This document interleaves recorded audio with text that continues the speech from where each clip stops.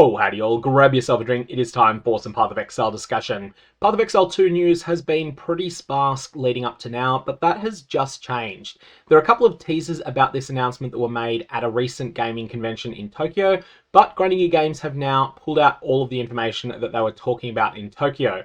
Firstly, they announced today that they're going to be doing a live stream revealing what's going to be involved in early access for PathOfExile 2 in depth, and that's going to be in about a month's time. This will also go through all of the details of how you gain access to that early access, and it's worth noting that early access is just a change in terminology from what they've called open beta in the past. So I've dug up the Fall of Oriath open beta. This is the patch 3.0, which is years and years ago now, but they did a major open beta for that, and I'm expecting a lot of things will be fairly similar. I'll have a quick look at the things that are confirmed to be the same as we're discussing this post today. So what they're saying here is that they don't want to reveal too much just yet, but they want to clarify that just like Fall of Oriath, entry to early access will be granted by either purchasing one of the new supporter packs, which will contain a beta key, but additionally, this requirement will be waived for people who meet a threshold of lifetime support in POE1, aka long-term high spend customers will have this requirement waived, but if you're someone who is a new customer, or if you're what Grinding Gear Games consider either a low or medium spend customer, then in that case, you will end up having to buy one of the new supporter packs if you want to get in on day one. Now, what I wanted to do is quickly have a look at the Fall of Oriath post from years ago to give you a bit of a sense as to what it was like then. And here, the beta did not contain the entire game. Fall of Oriath introduced Acts 5, 6, 7, 8, 9, and 10. However, the early days of the beta were Acts 1, 2, 3, 4, 5, 6, 7. Acts 8, 9, and 10 were not present. Then, once you completed Act 7, you gained access to maps, and maps were brought down a couple of tiers. In the Act 8 version of the beta, they added in Act 8, and then they made it so that you jump from the end of Act 8 straight into maps.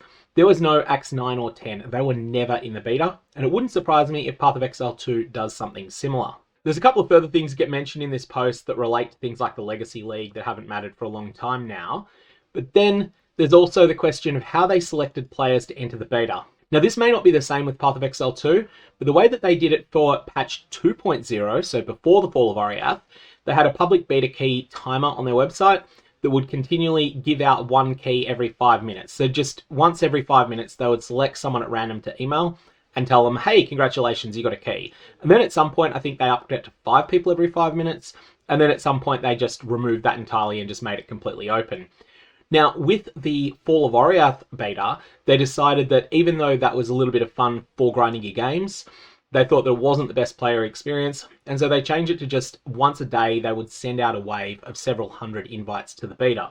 They may repeat that, and if you get a key from this, then that would waive the requirement to buy a supporter pack or be an existing high spend customer.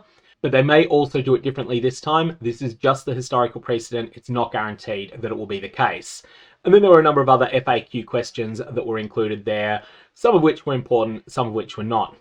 Now, one of the other key things that you needed to know about this is that the beta was not under NDA, so you were able to talk freely about all your experiences in the beta, and I expect that'll be the case with early access for POE2 as well. And finally, the question was asked for the Fall of Oriath, will there be realm wipes? And the answer was yes, and I expect that will be the case for PathOfExile 2 as well. So if you're looking to get in on ground zero for PathOfExile 2's equivalent of Standard League, then the beta/early access period is not going to help you with that. Now, in terms of the date for this live stream announcement, it is generally Grinding Gear Games' usual practice, is what they've trained PathOfExile players to expect, that it will be 8 days before the event goes live. So with early access starting on the 15th of November, that would make you think that the 7th of November is the most likely date. There is, however, a slight clash with that date that might mean that we end up seeing a deviation from what Grinding Gear Games usually do.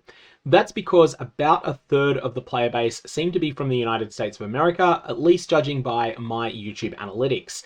Grinding Gear Games would know that better than I do, but I'm pretty sure it's something of that sort of ballpark. And that country is having a major national election that's going to be taking place almost exactly 8 days before PathOfExile 2 goes live. because that is such a deadening effect on all sorts of news, not just the mainstream press, but also things like gaming press will end up just appearing lower in your feed. If you're looking at any sort of feed like my Google homepage that will then show a whole bunch of things that Google thinks I might be interested in, or your feed on the website formerly known as Twitter, or your feed on Reddit, all of these sorts of places, you're going to see that things related to the election are going to dominate. For that reason, I wouldn't be surprised if Grinding Gear Games decide to release information, the live stream, a little bit earlier than they otherwise would. This is what I would do if I was them.